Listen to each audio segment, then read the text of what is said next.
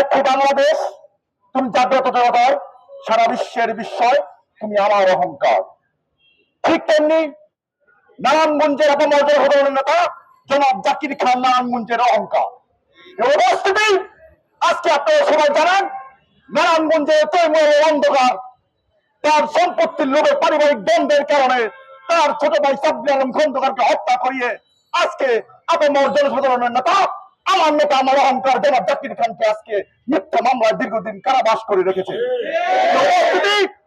আজকে জাকির খান কারাবাসের কারণে নারায়ণগঞ্জের জনতা আজকে একসাথে রাজপথে নেমেছে, কারণ তারা তাদের একটাই মুক্তি, তারা চায় জাকির খানের মুক্তি।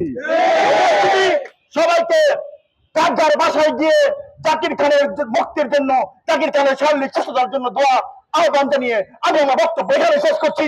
বাংলাদেশ জিন্দাবাদ, বাংলাদেশ জাতীয়তাবাদী দল জিন্দাবাদ, বাংলাদেশ জাতীয়তাবাদী মৎস্যজীবী দল জিন্দাবাদ, জাকির খান মুক্তি পরিষদ জিন্দাবাদ, আমার নেতা আমার অহংকার জনাব জাকির খান জিন্দাবাদ জিন্দাবাদ।